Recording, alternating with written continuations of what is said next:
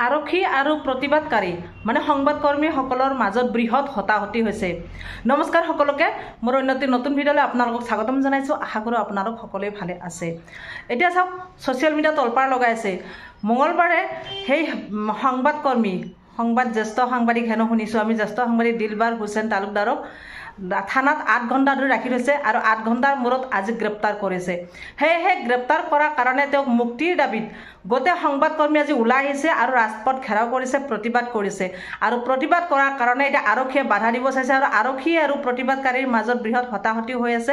আচলতে ঘটনাটো লাজ লগাৰ নিচিনা হৈছে।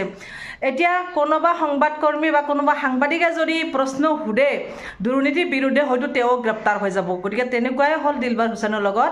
সেই এপেক্সৰ সন্মুখত যিটোকে এজেপিৰ প্ৰতিবাদ হৈ আছিলে আৰু সেই কথাটো সেই ঘটনাটোৱে মানে নিউজত দিবলৈ, সেই ঘটনাটো লৈয়ে তেওঁলোকে সংবাদ কৰিবলৈ গৈছিল আৰু সেই সাংবাদিকজনে তাৰ মেনেজাৰজনক প্ৰশ্ন কৰিছিল আৰু মেনেজাৰজনে হেনো ওপৰলৈকে মাতি লৈ গৈছিল আৰু লৈ যোৱাৰ পিছতে তাতে তেওঁক ৰাখি থোৱা আছিল। কি কাৰণে ৰাখি থৈছিল কোনেও গম পোৱা নাছিল।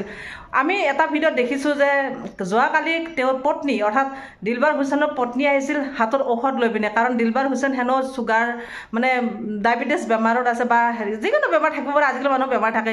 তেওঁৰ কাৰণে মেডিচিন লৈ আহিছিল আৰু মেডিচিন লৈ অহাৰ পিছত সেই মেডিচিনক খাব দিয়া হোৱা নাই দিলবাৰ হুছেইনক বা পত্নীক যাবলৈ দিয়া নাই। পত্নীক কৈ আছে বাৰে বাৰে যে মোক দেখুৱাওক, মানুহজন বেমাৰী হয়, মই ঔষধ লৈ আহিছোঁ, আপোনালোকে সোমাবলৈ দিয়ক ভিতৰত। কিয় নিদিয়ে? মানুহজনক কিয় ৰাখিছে থানাত? নাই, নিদিয়ে। আমি সোধা পোছা কৰি আছোঁ নহয়, আপুনি আহিব নোৱাৰে, আপুনি কোনে কিয় আহিছে ইয়াতে? মানে কোনো এজন ব্যক্তিক ভিতৰত সোমাব দিয়া নাই বা দিলবাৰ হুছেইনৰ লগত সাক্ষাৎ হ'বলৈ দিয়া নাই। 8 ঘণ্টা ধৰি তেওঁলোকে ৰাখি থৈছে থানাৰ ভিতৰত আৰু আজি অৱশেষত গ্ৰেপ্তাৰ কৰিলে। আৰু গ্ৰেপ্তাৰ কৰাৰ কাৰণে গোটেই সাংবাদিকসকল ওলাই আহিছে, ৰাজপথলৈ ওলাই আহিছে, প্ৰতিবাদ কৰিছে আৰু প্ৰতিবাদ কাৰণে আজি হতাহতি হৈছে আৰক্ষীৰ লগত। গতিকে চাওক, এনেকুৱা এখন এতিয়া কি হৈছে, ৰাজতন্ত্ৰৰ শাসন চলাৰ নিচিনা হৈছে। আমি ভাবোঁ মানে যিকোনো মানুহে যদি অকণমান কিবা এটা ভুল কৰেও, ভুলটো নহয়ে, যদি ভুলো হয় লগে লগে মানে গ্ৰেপ্তাৰ হ'ব লগা হয় বা ৰঙা সৰু আলহী হ'ব লগা হয়। কিন্তু শাসকীয় পক্ষৰ মানুহে যিমানে ভুল নকৰে কিয় তেওঁলোকৰ কাৰণে সাধাৰণ কথা। আমি দেখিলোঁৱেই সৌদিনাখন ৰূপজ্যোতি কুৰ্মী কি কৰিলে।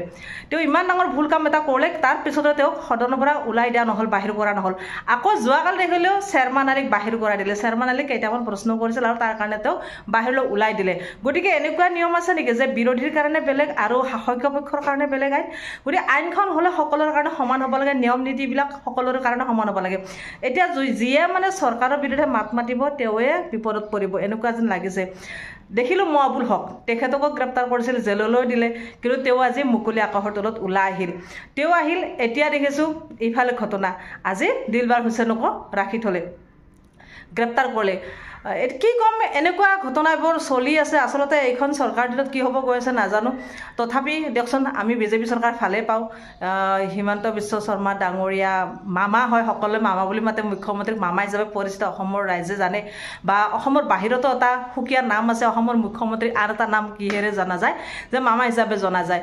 গতিকে মামা হিচাপে পৰিচিত তেখেতে আচলতে বহুত খ্যাত, বহুত মানে শক্তিশালী এজন মুখ্যমন্ত্ৰী। সেই হিচাপে অসমৰ ৰাইজে তেখেতক চইচ কৰিছে আৰু মুখ্যমন্ত্ৰীৰ আসনখন দিছে। গতিকে তেখেতে অসমৰ ৰাইজৰ মন মগজুবোৰ বুজি পাব লাগে আৰু মনৰ কথা বুজি তেওঁ এইবিলাক কাম নকৰাই ভাল। অসমৰ ৰাইজক শান্তিত থাকিবলৈ দিব লাগে, অসমৰ ৰাইজৰ মনৰ বিৰুদ্ধে যাব নালাগে। মই ভাবোঁ যিমান দূৰ মানে বুজি পাইছোঁ, আচলতে বেয়া লাগে। সাধাৰণ ৰাইজক সাধাৰণ থাকিবলৈ সাংবাদিক হয় তেখেতে যিকোনো প্ৰশ্ন কৰাৰ অধিকাৰ আছে।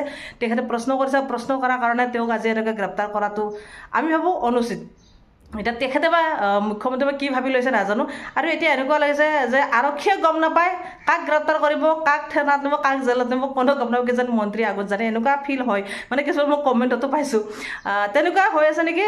এতিয়া চাওক, অসমখনত কি হ'ব গৈ আছে নাজানো অসমখন উন্নত মানৰ কৰিব গৈ পিনে অসমখনত যেন মানে মানুহৰ দুখবিলাক বেছিকৈ বাঢ়ি গৈ আছে অসমখন ঠিকে উন্নত কৰি আছে কিন্তু মানুহবিলাক দুখত পৰি গৈ আছে যেনেকৈ ধৰক অসমখন উন্নতি কৰিব গৈ ৱৰ্ল্ড ৰেকৰ্ড কৰিব গৈ পিনে বিশ্ব দৰবাৰৰ লগত নিব গৈ পিনে হওক যিয়ে নহওক যিকোনো কাম কৰিবলৈ গৈ বা ফ্লাইঅভাৰ পাতি বনাই মিলি হ'লেও অসমখন বহুতো মানে হেৰি উন্নত কৰিব গৈ আছে উন্নত কৰিব গৈ পিনে অসম ৰাইজক দুখত পেলা নাই নে যেনেকৈ বস্তু বাহিনীৰ দাম বাঢ়িছে বা আজিৰ দিনত মানুহে কাম নোপোৱা হৈছে কাম কৰিবলৈ নোৱাৰা হৈছে খাব নোপোৱা হৈছে গতিকে বহুত বিপদত পৰি আছে আৰু আজিৰ দিনত যিয়ে মানে দুৰ্নীতিৰ কথা মাত মাতিব দুৰ্নীতি হয় ক'ব তেওঁৱে বিপদত পৰিব এনেকুৱা হৈছে নে নাই ক'ব গাইজ